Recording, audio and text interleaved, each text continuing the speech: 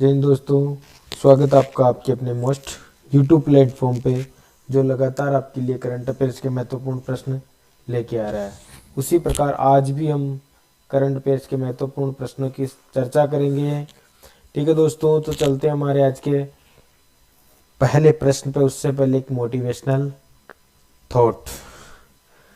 Motivational thought ये है कि दोस्तों, कहते हैं ना कि झूला जितना आगे जाता है उतना ही पीछे जाता है। तो कभी जिंदगी से हताश मत होइए। आपको मंजिल मिले या अभी मिले या लेट मिले, क्योंकि झूला जितना आगे जा पीछे जाता है उतना ही आगे आता है। हो सकता है अभी पीछे जा रहे हो, लेकिन एक न दिन एक समय वापस क्या आएगा, आगे आएगा। तो इसलिए हार न मान के हमेशा लगातार मेहनत जारी रखनी चाहिए। ठीक है दोस्तों, तो चलते हैं हमारे आज के पहले प्रश्न पे। आज का हमारा पहला प्रश्न क्या है कि राजस्थान के किस खिलाड़ी को अर्जुन अवार्ड 2024 देने की घोषणा हुई। राजस्थान के किस खिलाड़ी को अर्जुन अवार्ड पुरस्कार 2024 देने की घोषणा हुई। तो दोस्तों देखो, ये चित्र दिख रहा है, कौन है ये? मोना अग्रवाल। कौन है? मोना अग्रवाल। पैरा ओलंपिक, अभी पेरिस पैरा ओलंपिक में खेलने गई थी, अवार्ड भी जीत के आई थी। ठीक है दोस्तों, तो कौन है ये? मोना अग्रवाल। कौन है? मोना अग्रवाल। ठीक है, तो अभी 2024 में जो अवार्ड मिलने वाला है ना, तो किसको मिलने वाला है अर्जुन अवार्ड? मोना अग्रवाल को। अवनी लेकरा के बारे में आप जानते हो दोस्तों, श्याम सुंदर गुर्जर के बारे में और श्याम सुंदर सिंह गुर्जर के बारे में, श्याम सुंदर माली के बारे में कुछ चीज़ें मैं आपको बता देता हूँ अवनी लेकरा के बारे में। कौन है अवनी लेकरा? अवनी लेकरा के बारे में मैं दोस्तों आपको बता देता हूँ। अवनी लेकरा को 2021 के अंदर, कब? 2021 में भारत का सर्वोच्च खेल सम्मान भी मिल चुका है। 2021 में इसको क्या है ना, 2021 में इसको भारत का सर्वश्रेष्ठ खेल पुरस्कार भी मिल चुका है। 2022 में इसको पद्मश्री भी मिल चुका है। कौन सा? पद्मश्री भी इसको 2022 में पुरस्कार मिल चुका है दोस्तों। ठीक है, और अभी और इसको ना अभी खेल रत्न पुरस्कार इसको 2021 में मिल ही गया, पद्मश्री भी मिल गया 2022 के अंदर। और इसको अभी मेजर ध्यानचंद, वो सिर्फ अवनी लेकरा को नहीं, वो ठीक है। तो इसको 2021 में और 2022 में इसको पद्मश्री पुरस्कार भी मिल चुका है। श्याम सुंदर सिंह गुर्जर को आपने पता है, ये भाला फेंक के अंदर अभी पेरिस पैरा ओलंपिक में इसने भी मेडल जीता था। श्याम सुंदर माली हमारे क्या के, बीकानेर के रहने वाले हैं। ठीक है, जानते हैं इनके महत्वपूर्ण तथ्य के बारे में। इनके महत्वपूर्ण तथ्य क्या है? देखो, मोना अग्रवाल कौन है? पैरा निशानेबाज। कौन है? पैरा निशानेबाज है। ठीक है, कहाँ की रहने वाली? जयपुर की। कहाँ की? जयपुर की। लेकिन मूल निवासी कहाँ की है दोस्तों? सीकर की। कहाँ की? सीकर की। पेरिस पैरा ओलंपिक प्रदर्शन महिलाओं में 10 मीटर एयर राइफल में, किसमें? SH1 में 10 मीटर एयर राइफल SH1 स्पर्धा में कांस्य पदक जीता। और स्कोर क्या रहा इनका? 228.7 अंकों के साथ इनका क्या रहा? स्कोर रहा। नोट, पैरा वर्ल्ड कप 2024 में राजस्थान की मोना अग्रवाल ने 10 metre air rifle SH1 category में चीन की स्टार शूटर, किसकी? चीन की स्टार शूटर जेंग को मात देकर फाइनल में 250.7 अंकों के साथ क्या जीता? स्वर्ण पदक जीतकर पेरिस पैरा ओलंपिक कोटा हासिल किया। ठीक है, देखो दोस्तों, मंजिल मैंने कहा ना, हो सकता है समय अभी पीछे चल रहा हो, लेकिन एक दिन जरूर आगे आएगा। तो मैं बता दूं, पहले स्पोर्ट्स गोला फेंक और वेट लिफ्टिंग में इन्हें स्टेट लेवल तक गई थी। गोला फेंक और वेट लिफ्टिंग में कहाँ तक इन्होंने खेला? स्टेट लेवल तक खेला। इन्होंने शूटिंग की शुरुआत कर दी थी दोस्तों 2021 में। कब? 2021 में। हालांकि पिछली चुनौतियां 2022 एशियाई पैरा खेल और 2023 में WSPC चैंपियन में पैरा ओलंपिक में इनको कोई कोटा नहीं मिला। लेकिन दोस्तों आखिरकार इन्होंने 2024 के अंदर इन्होंने क्या अपनी मंजिल हासिल कर ली। और जो कहते हैं ना स्टार शूटर कहाँ की? चीन की जेंग को मात देकर 250 अंक 0.7 के अंकों के साथ स्वर्ण पदक जीतकर पेरिस और पैरा ओलंपिक में इन्होंने अपना कोटा हासिल किया। ठीक है दोस्तों, महत्वपूर्ण तथ्य हो रहा है, देखो मेजर ध्यानचंद खेल रत्न पुरस्कार, क्या मेजर ध्यानचंद खेल रत्न पुरस्कार 2024 पुरस्कार समारोह कब होने जा रहा है? 17 जनवरी 2025 को होने जा रहा है। ठीक है, और कहाँ? राष्ट्रपति भवन में। मनु भाकर, डी मुकेश और हरमनप्रीत सिंह और प्रवीण कुमार। देखो मनु भाकर को ओलंपिक पद विजेता शूटिंग के अंदर है ही है, आप जानते हो इनको बारे में। मेजर शतरंज के चैंपियन कौन? डी के मुकेश ठीक है। हरमनप्रीत सिंह हॉकी टीम के कप्तान ही है। ठीक है। पैरालंपिक स्वर्ण पदक विजेता पैरा एथलेटिक्स ऊंची कूद के अंदर कौन? प्रवीण कुमार को। इनको अभी 17 जनवरी 2025 को मेजर ध्यानचंद खेल रत्न पुरस्कार से क्या किया जाएगा? सम्मानित किया जाएगा। वो भी कहाँ पे? राष्ट्रपति भवन में।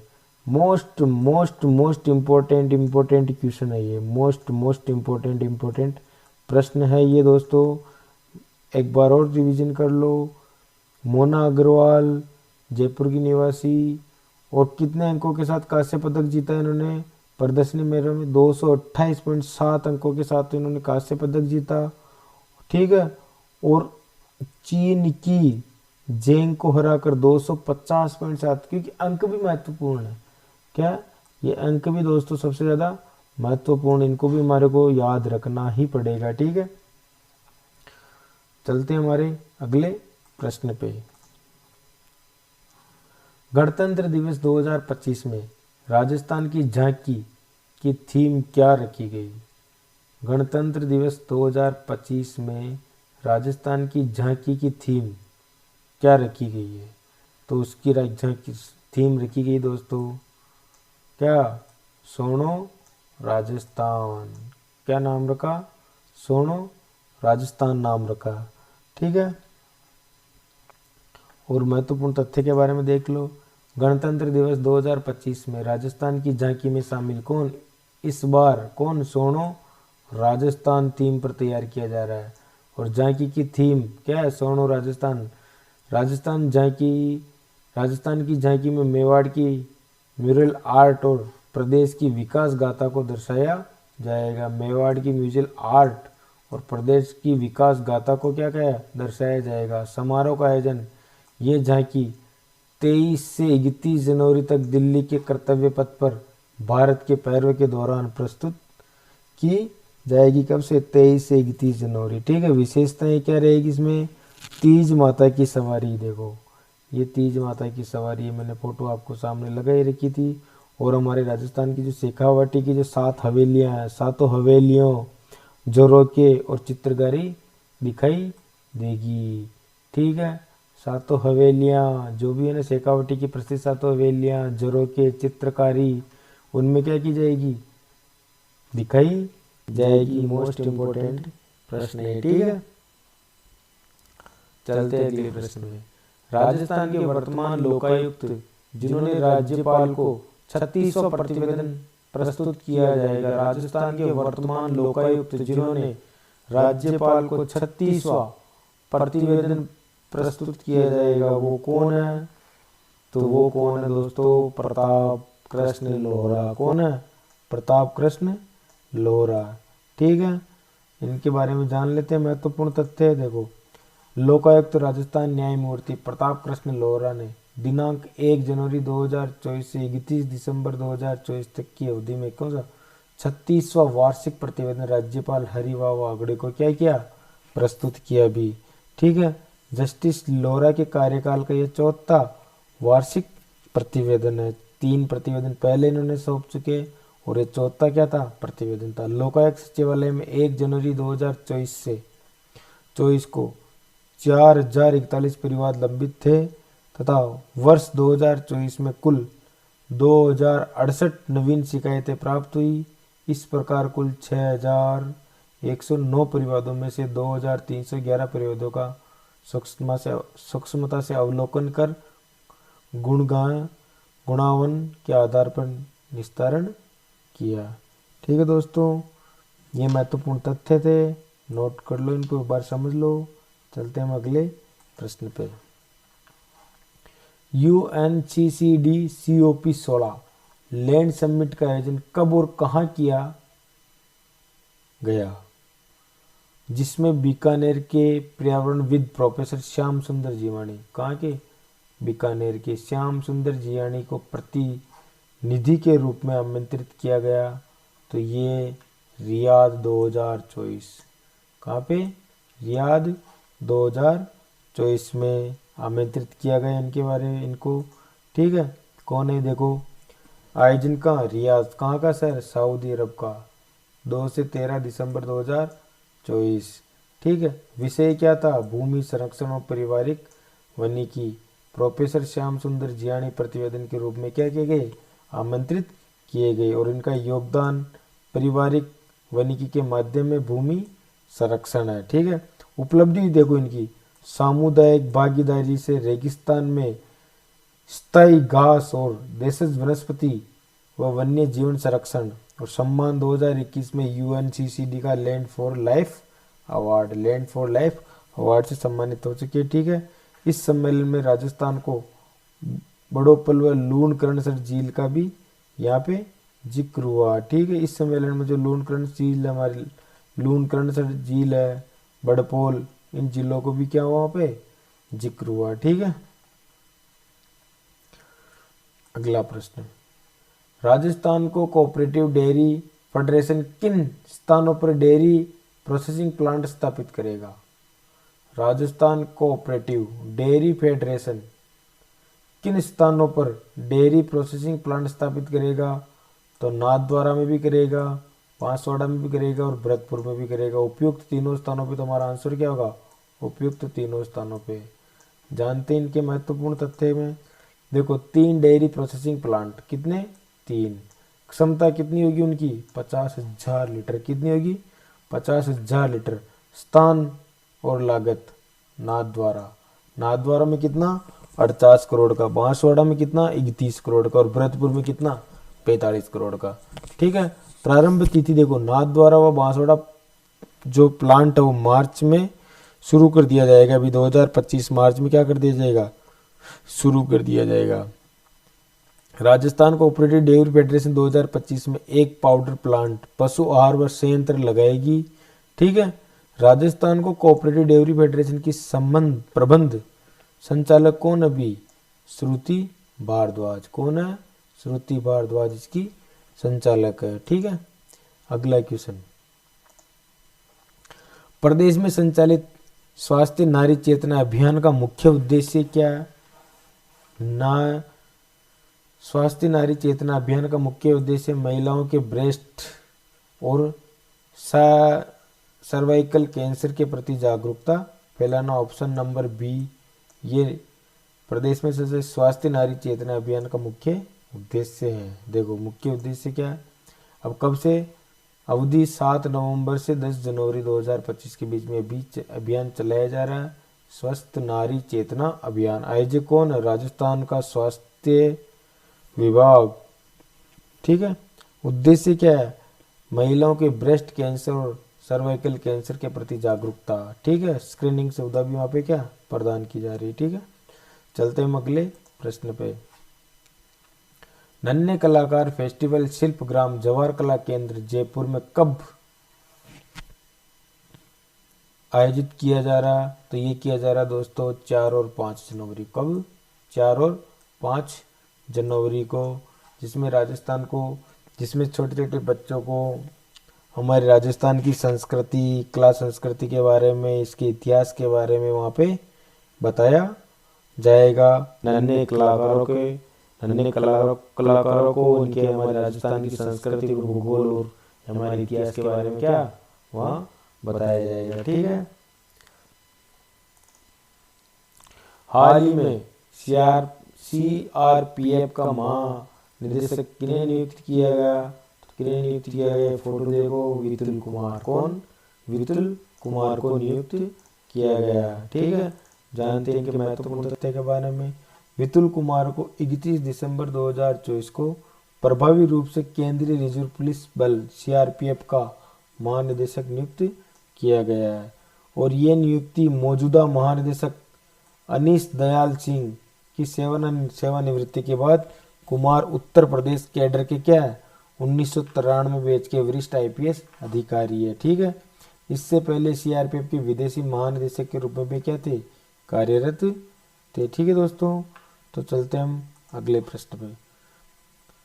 बच्चों के कल्याण और उनके अधिकारों की जागरूकता बढ़ाने हेतु उड़ान कार्यक्रम किसके द्वारा आयोजित किया गया? उड़ान कार्यक्रम।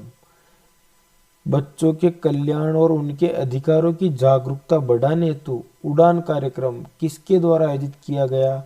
तो यह आयोजित किया गया राजस्थान राज्य विधिक सेवा प्राधिकरण यानी रालसा के द्वारा। किसके द्वारा? रालसा के द्वारा आयोजित किया गया। ठीक है, क्या रालसा, देखो आयोजन कौन करवा रहा? रालसा, राजस्थान राज्य विधिक सेवा प्राधिकरण द्वारा उड़ान कार्यक्रम, बच्चों के कल्याण और उनके अधिकारों की जानकारी देना, संवेदनशीलता का नवीन पहल। लक्ष्य समूह 8 से 18 वर्ष के बच्चे के विशेष योग्यजन बालक व बालिकाएं। लक्ष्य समूह कितना रहेगा? 8 से 18 साल के बच्चे। गतिविधियां में कबड्डी, वॉलीबॉल, बैडमिंटन, कैरम, शतरंज ये खेल भी वहाँ खिलाए जाएंगे। ठीक है, लंबी कूद हो गई, पेंटिंग हो गई, शॉर्ट पुट, टेबल टेनिस, ये सारी चीज़ें। ठीक है, और समापन और पुरस्कार वितरण 11 नवंबर 2024 को जयपुर में हो गया था। ठीक है, चलते हम अगले प्रश्न पे। वित्त मंत्री दिया कुमारी ने 5वें और 6ठे वेतनमान में महंगाई भत्ता क्रमशः कितने प्रतिशत बढ़ाने की मंजूरी दी? वित्त मंत्री कौन? अभी दिया कुमारी ने 5वें और 6ठे वेतनमान में महंगाई भत्ता क्रमशः कितने प्रतिशत बढ़ाने की मंजूरी दी? तो ये मंजूरी दी दोस्तों 7 व 12%। कितने? 7 व 12%। कितने? 7 व 12%। देखो 5वां वेतनमान कितना प्रतिशत था? 12%, जो 443% से बढ़ाकर 455% बढ़ा। ठीक है, और 6ठा वेतनमान कितना बढ़ा? 7%, 239% से बढ़ाकर 246%। प्रभावी तिथि ये 1 जुलाई 2025 से लागू होगी। वित्त मंत्री की मंजूरी। इस प्रस्ताव को उप मुख्यमंत्री व वित्त मंत्री दिया कुमारी ने क्या दी? मंजूरी दी। ठीक है, एक लेडीज और है दोस्तों जो हमारी कैबिनेट में, मंजू मांगवार, वो राज्य मंत्री है महिला बाल विकास मंत्रालय की। ठीक है, इस निर्णय से राज्य में सेवारत और सेवानिवृत्त कर्मचारियों की आर्थिक राहत मिलेगी। ठीक है दोस्तों, तो ये कितने हमारे महत्वपूर्ण प्रश्न थे जो लगभग मैंने आपकी क्लास में पढ़े थे। लगभग सभी प्रश्न क्या दोस्तों इम्पोर्टेंट है। जरूर आप भी जुड़े और अपने दोस्तों को भी बोलो, लगातार मैं करंट अफेयर्स के महत्वपूर्ण प्रश्न लेके आ रहे हैं। ठीक है दोस्तों, तो इसी प्रकार आपका प्रेम और स्नेह बना रहे। जय हिंद, जय भारत, जय श्री राम।